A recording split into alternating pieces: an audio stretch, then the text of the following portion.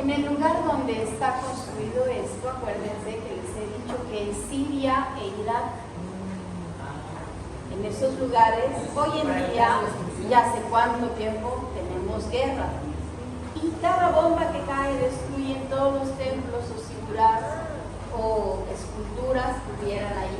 Por lo tanto, se hizo un convenio y entonces se trasladaron parte de los muros del templo de Istán. Otra de las... evitar su destrucción. Exactamente, para evitar su destrucción. Para conservar. Sí.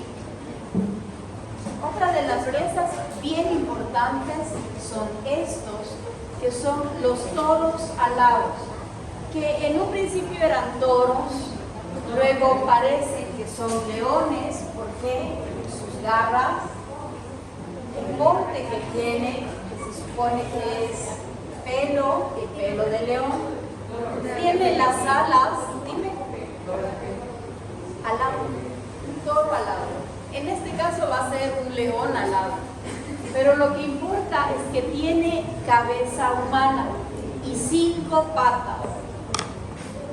5 patas que representan el movimiento continuo de las cosas.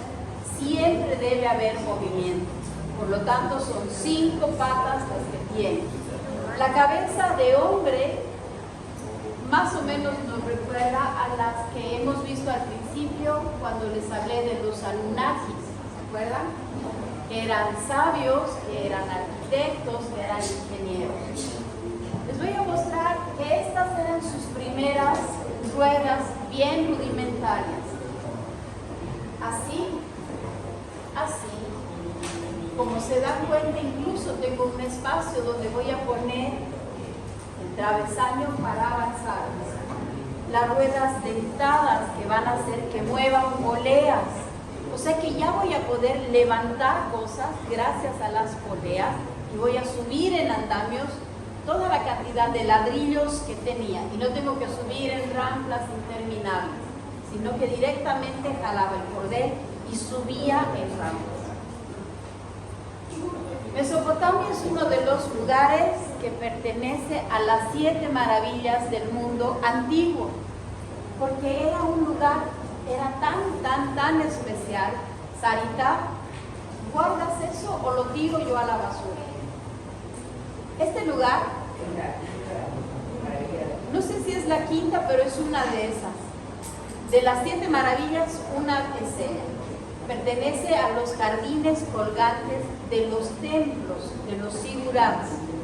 Esos jardines colgantes, además de tener afuera que fuera fértil, adentro hacían como si fueran jardines encantados. Era impresionante los jardines colgantes de Babilonia.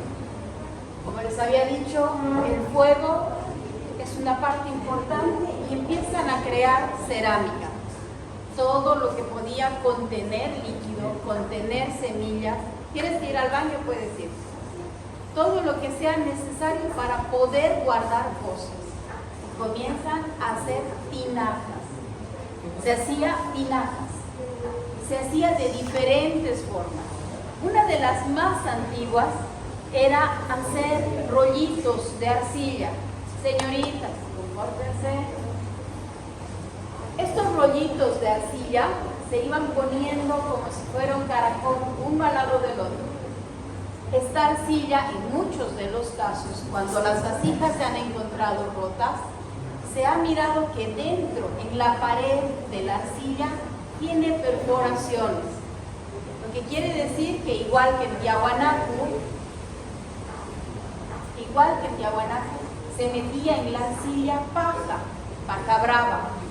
Esta paja, al cocerse en el fuego, se quemaba, desaparecía su ceniza y se quedaba hueco, lo que hacía que incluso se convierta en más ligero. ¿Bien? Estas vasijas que se hacen de choricitos, de rulitos que hacían, se iban juntando y luego se las esmaltaba y luego se las apilaba una encima de otra en grandes depósitos. Profe, ¿y cómo hacían para alisar el pelo de las tinajas?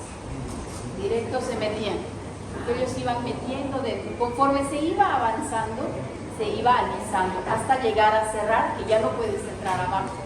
Entonces, conforme va avanzando, alisas por dentro y por fuera. ¿Cuánto saben la paja brava?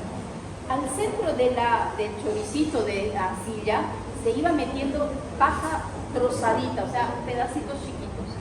Al meterse eso dentro de la arcilla, la hacía más consistente. Cuando se cocinaba, se quemaba y se quedaba como si fuera ceniza dentro de la arcilla. La hacía como que fuera hueca, lo que hacía que sea más ligera. Cuando es más gruesa, entonces es más pesada de levantar. O sea, Y estos, que sea más ligera. sí, estas eran tinajas enormes para meter grano. Es la época en que ya siembro por todas partes. Entonces todo el grano lo voy a meter para el siguiente año tener más. Bien. Algo que quería que miren de esto, además de los altos y bajos relieves que ellos hacían incluso en cerámica, las pinturas y demás, que son bien importantes. Todos los tallados, tanto en piedra como los relieves en cerámica, son de estilo religioso para la protección de los lugares, de las semillas, de los templos, de las casas. Todos servían para eso. Se encontró unos cuantos tapices como este. La mayoría de esta clase a manera de un cuadro conmemorativo para saber quiénes eran los que estaban arriba como nobles, más abajo y más abajo cada vez, como una pirámide social. Sus ornamentaciones cada vez son más elegantes. Acuérdense que antes yo tenía un diente de sable colgado, o tenía una piedra tallada, o tenía un pedazo de cualquier cosa colgado. Eso era mi único adorno. Ahora ya estoy en la edad del bronce, ya puedo construir y fabricar pulseras, hago brazaletes, voy a hacer esa cantidad de joyas que va a tener piedras preciosas, entre lapislázuli, esmeraldas y ya tenía mucha más práctica para hacer, entonces era más elegante, cada vez más fácil hacían. ¿Qué? En ese tiempo sí, pero acuérdate que eran pocos, o sea que había más. Bien, las estatuas como en todas las culturas, esta es una de las estatuas que después la van a dibujar, es un escribano y al mismo tiempo de ser escribano es un soberano. Fíjense en sus ojos que están bien perfectamente tallados, digamos, y que llevaban antes hasta piedritas preciosas para diferenciar el color de los ojos. Pero lo más importante de esto es la escritura cuneiforme. La escritura cuneiforme, Sarita, eran marcas, Sarita, eran marcas como estas de cuña, por eso se llama cuneiforme, de cuña. Cada una de estas, junta a otras, tenían un lenguaje. Ese es el vocabulario mesopotámico, en manera de cuñas, ¿ya? O sea que se supone que aquí nos está contando algo, pero no tenemos idea qué son las cosas. En ninguna parte del mundo más se hizo esta clase de cuñas, si no es en Mesopotamia, tal vez algo en Egipto. Pero resulta que se encontró dentro del lago Titicaca una vasija que es conocida como la vasija magna. Es una vasija más o menos de este tamaño, grande, de cerámica ligeramente roja, oxidada, o sea, en óxido de color, no oxidada de metal, y toda labrada con lenguaje o escritura cuneiforme que pertenece a Mesopotamia.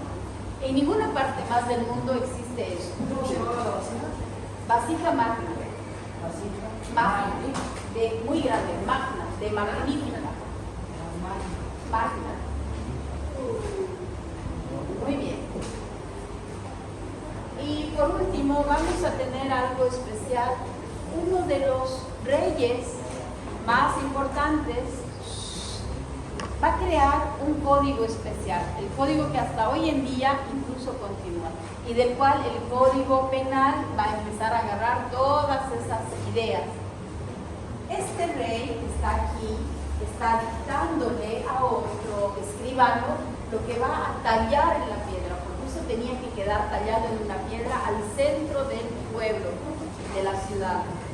Este es Hammurabi, y su código era tan importante, que todos tenían que leerlo. El código Hammurabi, como ustedes miran, el tamaño de la persona, el tamaño que tenía la piedra, es una piedra ónix negra. Todo esto que está escrito en cuneiforme hablaba sobre uno de las líneas, dice, por ejemplo, y que nosotros lo sabemos, ojo por ojo o diente por diente. Desde ahí es que viene ese refrán, desde muy atrás en la historia. Decía que si, por ejemplo, un médico en la mesa del quirófano se le moría el paciente, pues se le cortaba la mano. Si había un ladrón y había robado un caballo, entonces se le cortaba la mano y el pie. Si alguien había visto algo y no había dicho lo que estaban cometiendo, se le sacaba un ojo o se le cortaba la lengua, porque tenían que aprender de cierta manera a ser gente que entre en razón. Y por lo tanto se convirtió en un pueblo que con semejantes castigos pues se comportó y era un pueblo realmente dedicado a trabajar y no a robar, a ser ladrones, a matar ni nada. Hasta aquí vamos a avanzar sobre Mesopotamia.